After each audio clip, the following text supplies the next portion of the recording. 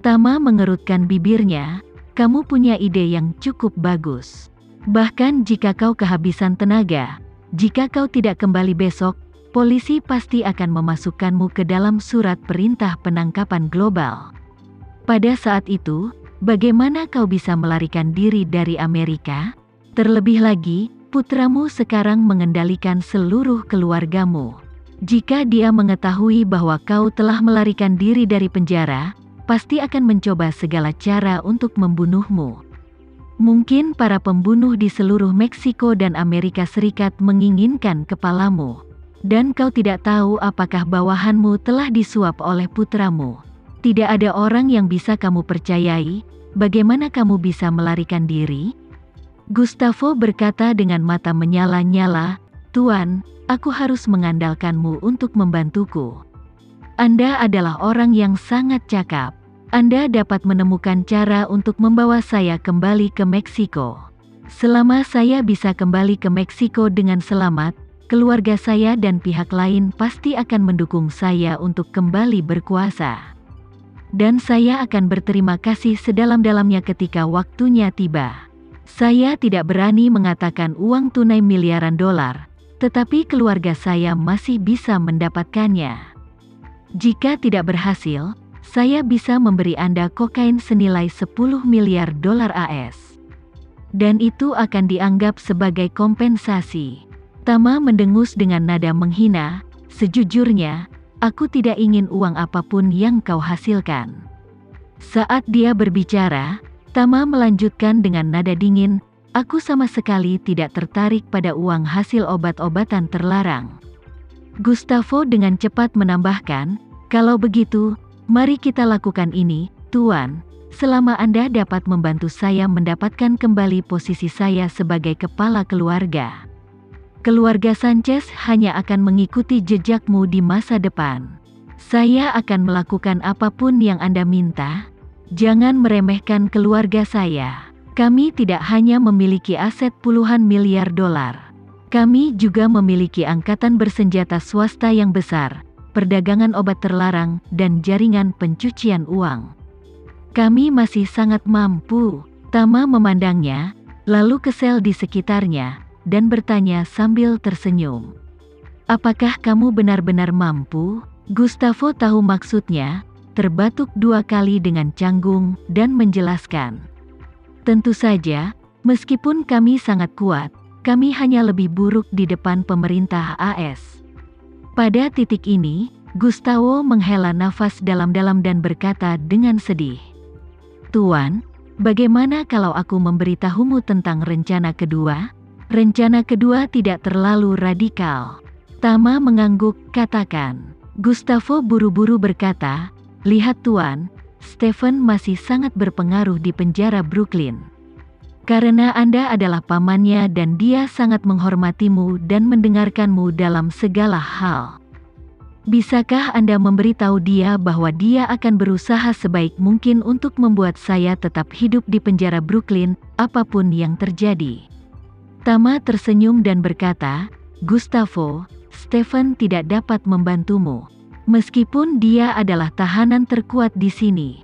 Dan meskipun banyak tahanan di sini adalah anak buahnya, dia hanyalah seorang tahanan. Apakah menurutmu dia bisa menyelamatkan hidupmu? Gustavo mengangguk dan berkata, sepertinya ada banyak anak buah di sini. Selama dia bersedia melakukan yang terbaik untuk melindungi saya, mungkin tidak mudah bagi anak saya untuk membunuh saya. Jika saatnya tiba, saya akan mencari cara untuk dipindahkan ke area penjara Stephen. Setiap hari tinggal bersamanya akan lebih aman seperti itu. Saat dia berbicara, Gustavo memohon, hanya saja Stephen hanya mendengarkan perintahmu. Anda harus membantuku berbicara dengannya. Tama berkata dengan nada menghina, Gustavo, pernahkah kamu memikirkannya? Bahkan jika aku meminta Stephen untuk melindungimu, apa yang harus kau lakukan jika putramu menggunakan koneksi luar untuk memindahkannya dari penjara ini? Dia benar-benar bisa menarik keluar seluruh anak buah Stephen sedikit demi sedikit. Dan kemudian mengatur agar orang-orangnya masuk satu persatu. Suatu ketika kekuasaannya di penjara ini lebih kuat dari yang ditinggalkan Stephen. Kamu pasti akan mati. Gustavo tiba-tiba menjadi gugup dan bergumam. Lalu apa yang harus saya lakukan, Tuan? Melihatnya panik, Tama tersenyum tipis dan bertanya. Gustavo, apa yang kamu lakukan? Jika kau benar-benar ingin menyelamatkan hidupmu, kau masih harus memulai dengan keluarga Rothschild. Selama kau memahami keluarga itu, mereka pasti akan menyelamatkan hidupmu. Gustavo dengan cepat bertanya, Tuan, apa yang harus saya lakukan? Bagaimana saya bisa mengetahui keluarga Rothschild? Tama tersenyum dan berkata, jangan khawatir, aku akan memberitahumu setelah malam ini. Saat ini, di dalam kantor sipir Bruno. Bruno yang marah mengertakkan gigi dan memposting video online. Judul videonya adalah Penjara Brooklyn, Kandang Pribadi Keluarga Rothschild. Di awal video, Bruno memperkenalkan dirinya ke kamera. Halo semuanya, saya sipir penjara Brooklyn di New York. Ketua Bruno Weinstein. Apa yang kalian lihat saat ini adalah kantor saya di penjara Brooklyn. Seperti yang kita ketahui bersama, penjara Brooklyn adalah penjara federal tempat tahanan yang melanggar hukum Amerika ditahan. Namun, ada banyak rahasia tersembunyi di penjara ini yang tidak diketahui semua orang. Hari ini, saya akan mengajak kalian melihat sisi lain dari penjara ini yang tidak diketahui publik. Pada titik ini, Bruno berdiri dan berjalan berkeliling. Pergi ke mekanisme rak buku, membuka jalan rahasia ke kamera. Dan pintu lift di seberangnya muncul di kamera. Bruno menunjukkan tangannya di gambar itu, menunjuk ke pintu lift, dan berkata, kalian pasti sangat penasaran kenapa ada pintu lift di belakang rak buku di kantor saya. Hari ini aku akan mengajak kalian melihatnya. Kemana perginya lift ini? Setelah itu, dia membuka pintu lift, masuk ke dalam lift, dan menekan tombol.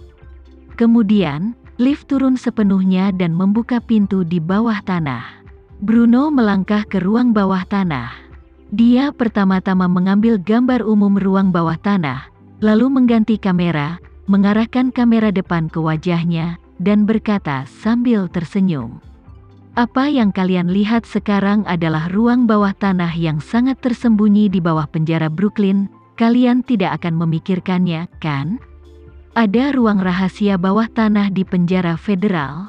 Yang lebih menarik lagi adalah ruang bawah tanah ini bukanlah konfigurasi asli penjara Brooklyn.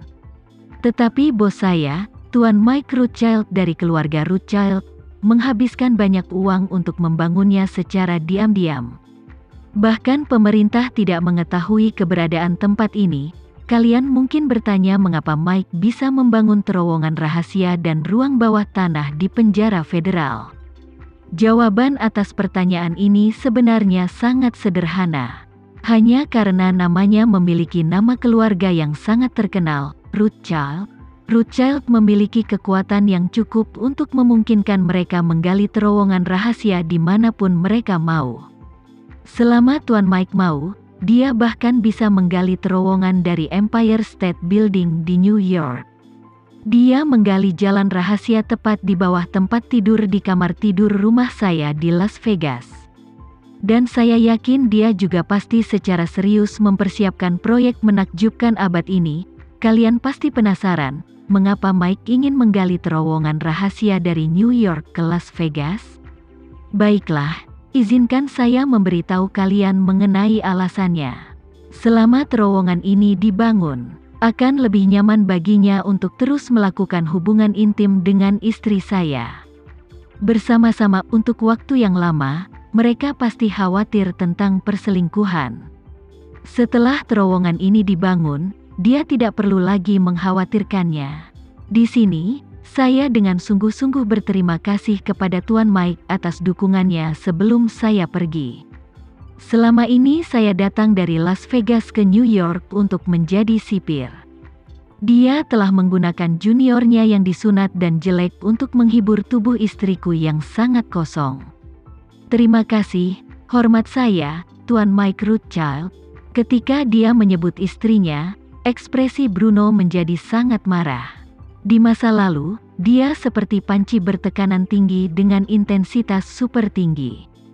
Terus-menerus mengumpulkan amarah yang telah lama timbul di dalam hatinya.